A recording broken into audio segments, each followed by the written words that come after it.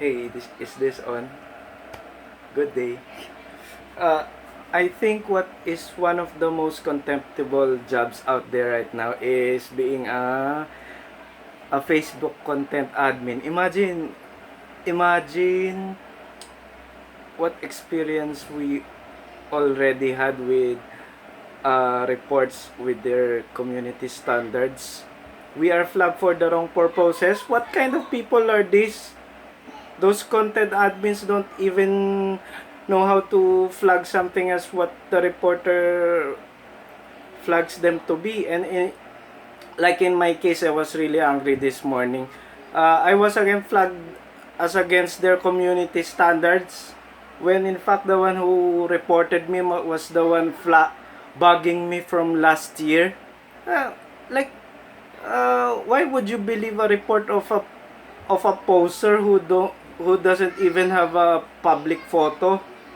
And that person was bugging me from last year, and I was the one reported for harassment. Like, what the heck? What kind of fucking community standards do you have, Facebook? This actually, I think this Mark Zuckerberg really needs some beating. He doesn't. He's just a nerd who doesn't know anything. Imagine you're a programmer and you wanna code for a platform, but then you don't know anything about code of ethics. Like, you created a platform with so much responsibility, but in early in the process you weren't able to think ahead that it may be used for abuse, right? That's a problem with most social media platforms. Those programmers are idiots actually. They they they don't even know code of ethics and what should be safeguarded against misuse, like cyberbullying in early days of Facebook, right? Had they foreseen that? Because they are nerds, they don't even know other aspects of life than coding. This Mark Zuckerberg nerd lizard man really deserves some beating actually. And what's up with those content admins? They don't even know how to flag something as inappropriate or whatever. What kind of people are they? I think one of the most contemptible jobs out there are those content admins on Facebook. I was again flagged for something that was in ridiculous. What the heck? Hey, Facebook. So here's what we'll do. Do not watch any here's what we do. We'll sanction Facebook. Do not watch any video on Facebook that will add traffic to their website. Thus payment of them by World Wide Web, depending on how much internet traffic they have. So videos are large files when you stream videos. There are other sites there where you can watch videos, right? Do not just do not watch anything on Facebook. It's better if all the posts in Facebook are in text. Disregard the popular pages on Facebook with videos. Do not watch them. Go to other sites. The this Facebook is really playing like God. Actually, I do. And they are tapping into our phones. Many times after they disable an account, I experienced so many, 4 times, 5 times. It is so odd why my phone every time hits up. That means up, and the Facebook app crashes every time.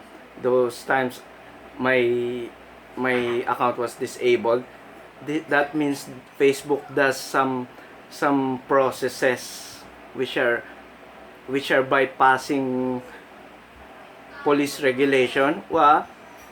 They think they are above the law when in fact they have no right to tap into our phones. Like, why with that's one plus that adds up.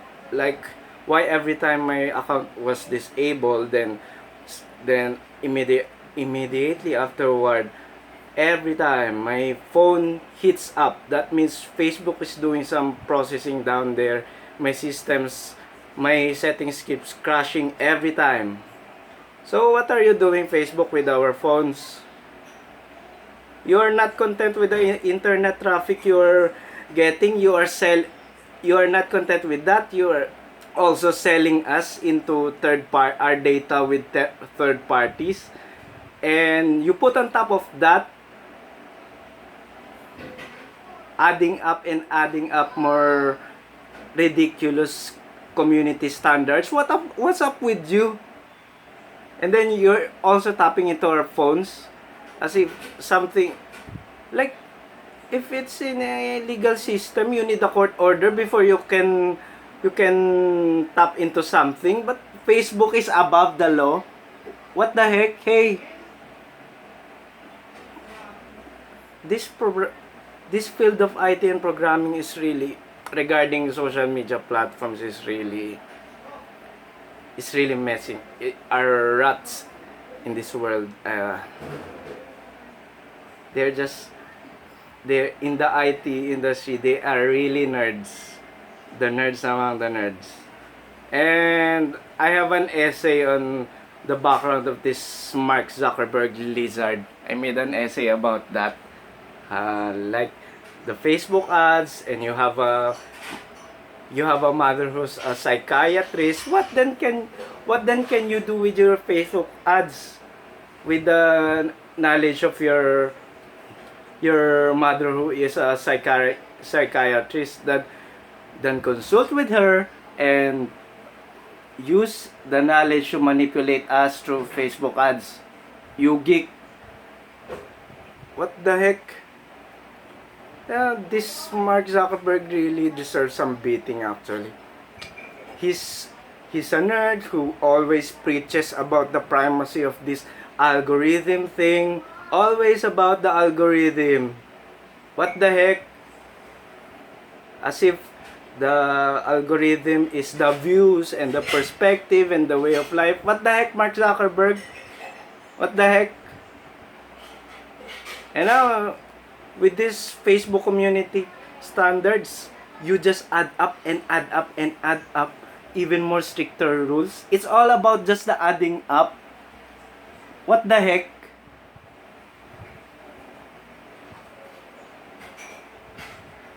And even Google was even older in the field of IT, but you think you are better than Google at regulating. You're stricter than Google. Hey, you know nothing. You just started up this mid of early 2000s maybe. And you think you are better than Google in the field of regulation. Hey, when my account in Google was disabled, there was a text box there where I had to explain why my account should not be disabled, but you, Facebook, do not allow for. We are not really talking to humans there when we are. There's no human we can talk to or see our explanation. You just go to the algorithm thing, you nerd. And those content admins, what kind of people are they? I've encountered already a lot of strikes. What you call this? You deem as strikes to your community standards, but which are you deem as